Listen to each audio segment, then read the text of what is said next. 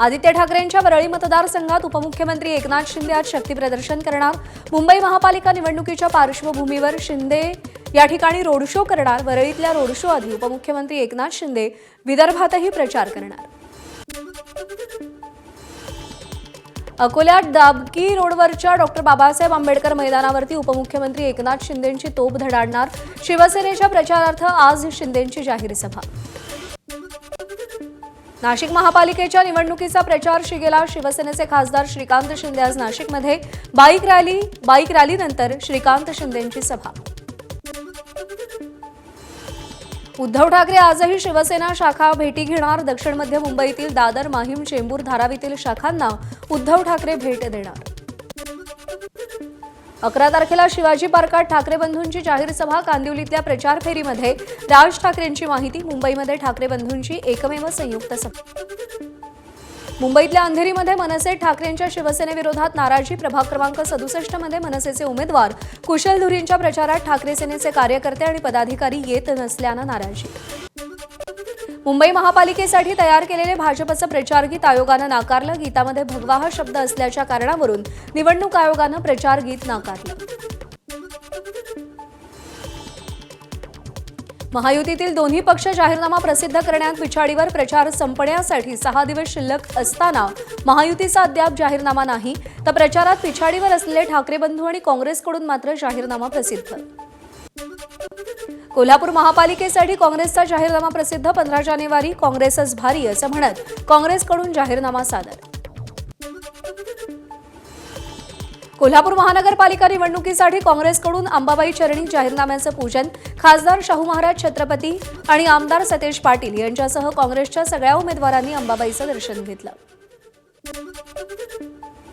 अमरावतीतली मतमोजणी तयारी काम अंतिम टप्प्यामध्ये। मतमोजणी केंद्राची आयुक्तांकडून पाहणी।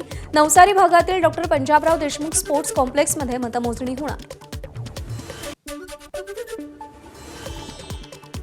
सांगली महापालिकेच्या निवडणूक प्रचारात वासुदेवांच्या टाळांचा गजर। प्रभाग क्रमांक 17 मध्ये शिवसेनेचे उमेदवार बसवराज पाटील, नाना शिंदे, मयुरी शिंदे, मृणाल पाटील यांनी वासुदेवांची मदत घेतली।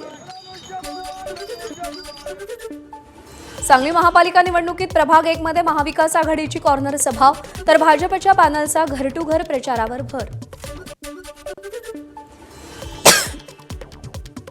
अहिल्यानगर महापालिका निवडणुकीत शिंदेंच्या शिवसेनेची मोठी खेळी। 10 अपक्ष उमेदवारांना पुरस्कृत केलं।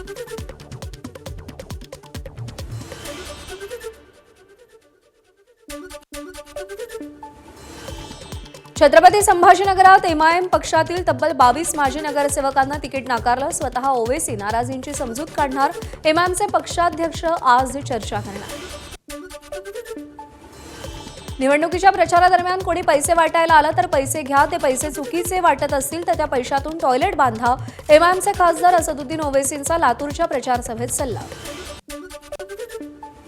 भाजप आमदार राणा जगजितसिंग पाटील यांच्यावरती हल्लाबोल केल्यानंतर तानाजी सावंत यांचं धाराशिवमध्ये नव्या युतीचे संकेत। भाजपनं फसवल्याची कार्यकर्त्यांची भावना।